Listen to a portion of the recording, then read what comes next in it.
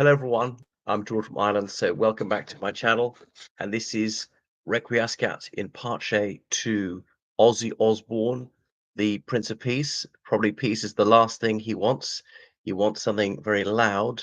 And yeah, you'd think it would be old Nick would be more his scene than twanging a harp in the company of angels, who are we probably consider as exceedingly dull and priggish. So he's been called to the great big stage in the sky at the age of 6 and 70. He's best known as frontman of Black Sabbath. So he came from a working class family in the West Midlands of England. Um, he had a brush with the law. He used to steal things out the back of a shop and sell them on, but his ingenious plan was using gloves to prevent identification, fingerless gloves. What could possibly go wrong? So he was arrested for that and given a fine, but he couldn't pay the fine. And he pleaded with his father to give him the money. His father refused, said, "No, prison will do you good." Sent to went into jail for the non-payment of the fine just for a few months. And did I read an interview about it? I don't think he wrote a biography. He wasn't really a bookish type about how the bad situation was in there. But anyway, he could sing. At age about 20, he was part of this band, Black Sabbath. And you see, it seems almost satanic, the name. And then he was a celebrity on both sides of the Atlantic. So he married twice. He had 6 children in total. Sharon was his wife in the early 1980s until his death, who came from a family in London. I knew she was Jewish on one side. I didn't realize she's Irish on the other. Yeah, but that's him. But he lived most of his life in the United States since the 1980s. Was very well known for his onstage antics, supposedly biting the head off a live bat or on chickens and things like that.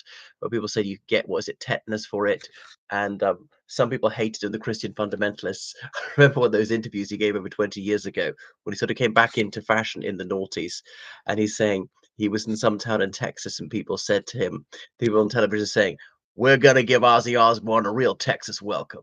And they're all shooting the bullseye in some target and saying, he's trying to get kids into Satanism. They're all chanting Ozzy, Ozzy, Ozzy, as in the devil's horns and stuff like that.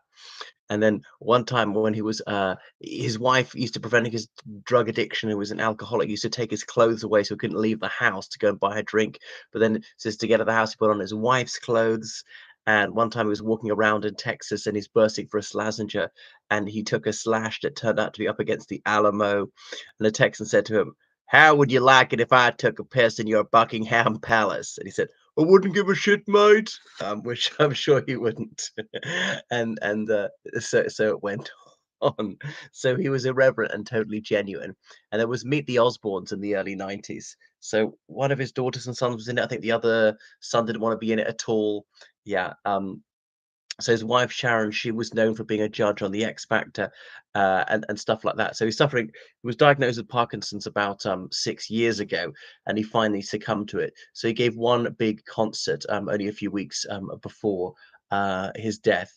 What a fascinating character! Well, he entertained many millions of people. He made a lot of money from unpromising beginnings, but they say somewhat messed up from his drugs. Well known for his long hair all the way down here. He used to shelter on and say, "Sharon, Sharon." I can't, is inimitable, his accent, timbre, and mien. So lucky to have seen his final gig. Were you lucky duck? I didn't realize that. He's clearly a dying man. Raising 140 million pounds for charity. I didn't know that he was such a benefactor. And did he put his hand in his own pocket and dish out some of his own filthy lucre? I'm not sure. So how singularly apposite I should be wearing this skeleton, which you'd approve of. I wonder what sort of send off there will be. Some sort of glorious rock send off. I don't know anything about music. So what is that? Heavy metal? Was that his genre? What do they do? And like to be all draped in black.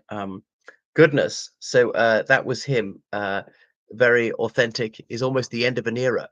Bidding adieu to the Prince of Darkness, as he was known, Ozzy Osbourne. What's his real name? Is it Oswald or something like that, or is it simply because his surname was Osborne? They made invented a nickname to match with it.